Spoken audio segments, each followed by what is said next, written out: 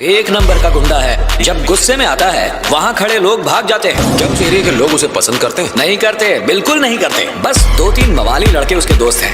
Area के बाकी सभी लोग उससे तंग आ चुके हैं सर।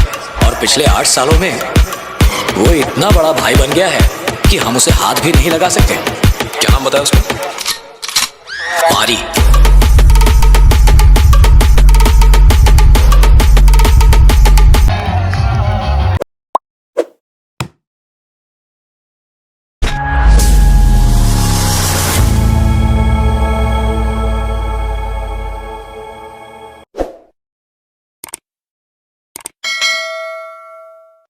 हाय हेलो नमस्कार जय जगन्नाथ।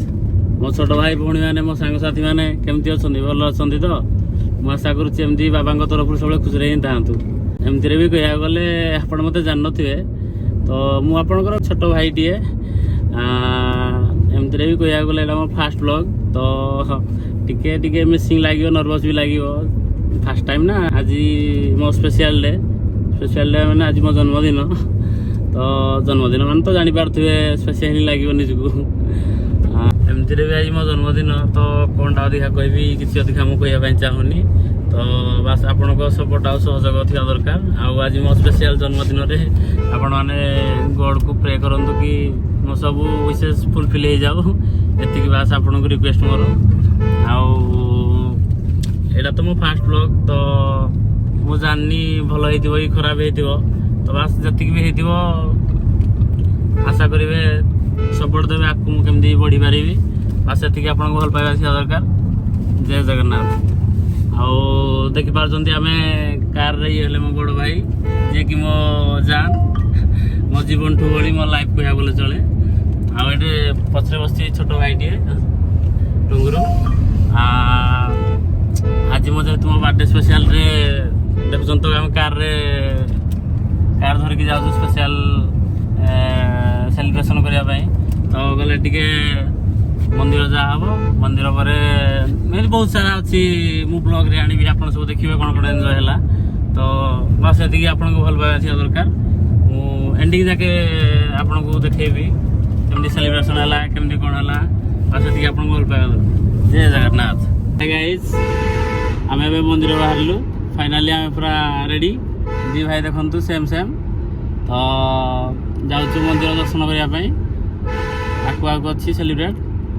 फाइनाली आम मंदिर दर्शन करदेलु अबिका आम बाटे स्पोर्ट दिए बाबा खेली हम हाय कर बाबा ये आम बाबा देखु आम फास्ट केक कटिंग आ सेकेंड केक कटिंग पर लास्ट ब्लास्ट हम देखिए।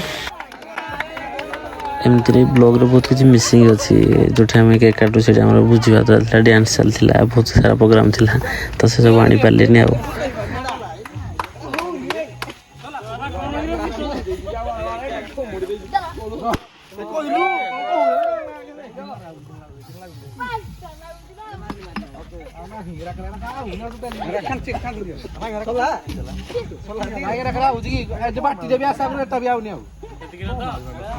केक कटिंग सरीगला देखिपे एवं जस्ट स्पॉट स्पॉट वन देखिपे डीजे रेडी आ भाई मैंने भी सब रेडी डीजे आगे बैनर मारा चली आप भावते क्या मैरेज फैज ना कौन ना ना जन्मदिन में बास कि एंजॉय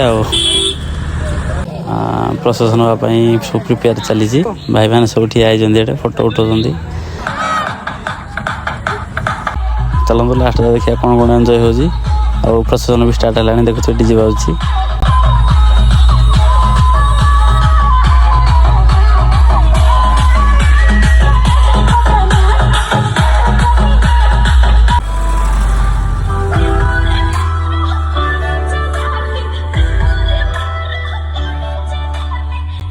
देखो आम भाई मैंने भर को बसिले और डीजे गाड़ी भी आसूसी आम जो रोचे से छक भर को प्रसन्न स्टार्ट हम।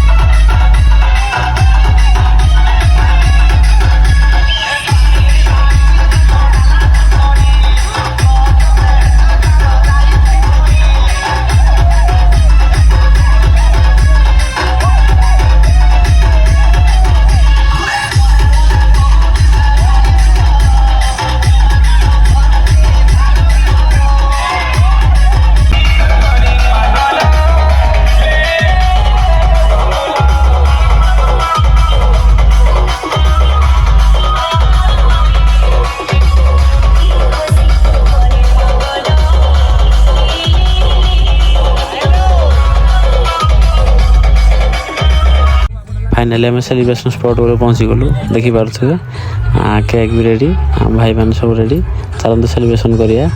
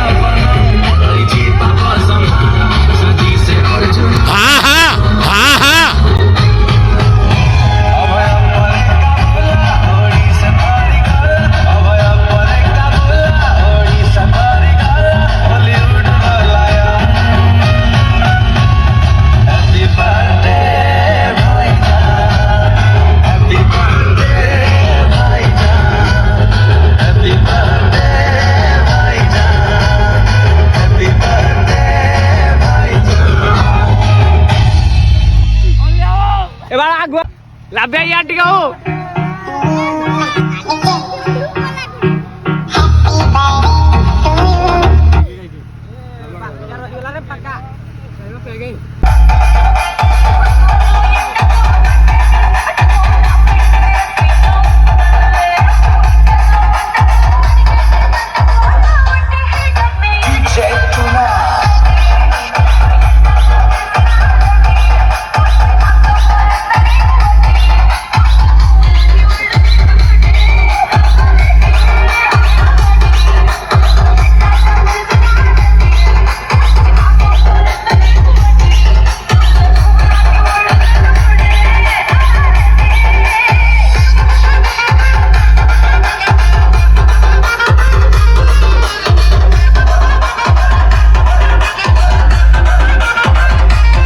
हाय गाइज जदि मो बर्थडे वीडियो आपको भल लगा तो लाइक करूँ शेयर करूँ कमेंट भी करूँ अब हाँ सब्सक्राइब करना जमा भूलें भाई मानक स्पेशल थैंक्स जो मैंने कि मो बर्थडे स्टार्टिंग रू लास्ट जाए प्रेजेंट थे आते सारा भल पाइबा एत सारा सहयोग देकी सेलिब्रेशन कले तो से लव यू सो मच जय जगन्नाथ।